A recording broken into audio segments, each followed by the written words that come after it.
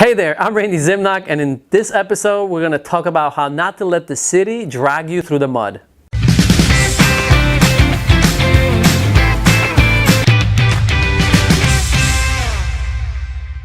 So in this particular situation that I was faced with, the investor client brought me into the deal as an agent after he already finished the renovation. So I always want to ask questions. Okay, have you pulled permits, and how did that go, and what happened, and give me the whole scoop, right? Because I need to know what am I faced with when I go to put this house on the market.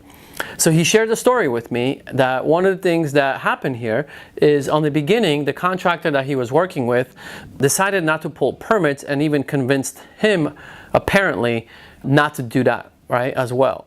Which then led to the city basically getting a whiff of what's happening at this house. And usually this happens when a neighbor is nosy and wants to know what's the deal with this house, especially if the property you're buying is the ugliest house on the block. Everyone knows about it, right? So in the moment there's renovations taking place, they're curious. They want to know what's going on, right? And some people will even go to the city and check, are you doing this renovation with permits, right? So since this client of ours did not have permits, the city showed up one day and from his story, right, I wasn't there, showed up and basically stopped the job, right? Stopped the work. And what we call red flagged the property. So now this property was red flagged, right? So what does that mean? Well, now the city sees the owner of the house, which in this situation is an investor, as the bad guy, right? Okay, here we go. This guy's trying to cut corners. That's what they're thinking. So they're gonna make your life miserable going forward. So he did what he needed to do now. He corrected the situation. He hired a draftsman. He spent, I think, about $10,000 for all the plans and everything, right? It dragged out for about 2 to 3 months, right?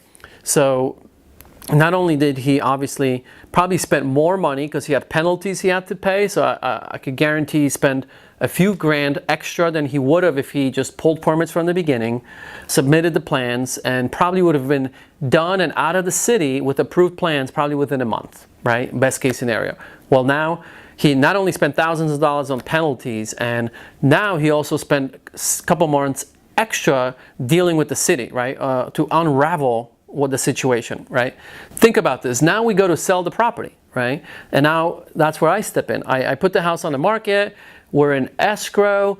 We have a buyer, a buyer's agent, and guess what they do, right? They actually go to the city to confirm, okay, have the permits been pulled on this renovation, because this was an extensive renovation.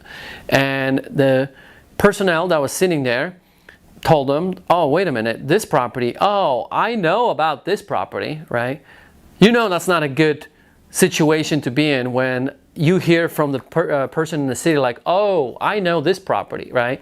And that's exactly what happened here. They dug up the file. They realized that this is the red flagged house, that yes, it was corrected, but what this buyer in particular was trying to also confirm, is this a legal 2-unit house? And the city actually decided that even though they had plans that the draftsman submitted, and it showed 2 units, kitchen, bathroom, bedroom, everything on both of the units, they decided to call that second unit a guest house, right? And guest house in San Diego, if you have a guest house, you cannot have a stove, right? And that's a problem. So you can't have a stove and you can't technically rent it, right? Which now means that we were misrepresenting what the actual property was, because I was advertising it as a 2-unit property, right? Because that's what I thought we had. But the point of this whole thing is that the city started now dragging, right, continues to drag my client through the mud, right? And that's the point of the story, is like, how do you avoid those situations, right? And we're still dealing with the situation. We're still getting dragged, which I could tell you probably wouldn't have happened if he pulled permits from the beginning, got everything cleanly approved. Everything would have been, there would never be a red flag on record, and most likely the city would never go back on their word, and that's exactly what happened. Now, they identify the house not as a 2-unit house, but as a single family with a guest house, because it's open for interpretation, as they say. It is not a black and white situation in this moment.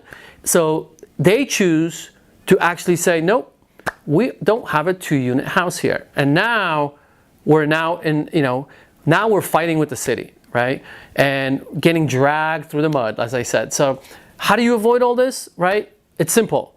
Pull permits on your renovations. If you're an investor, pull permits. If you're an agent representing an investor, please ask them, hey, are you planning on pulling permits? Because if you're going to be involved in selling that house, know that that will come back potentially to bite you later down the road. So the point of the story is pull permits, and that's how you create a win-win.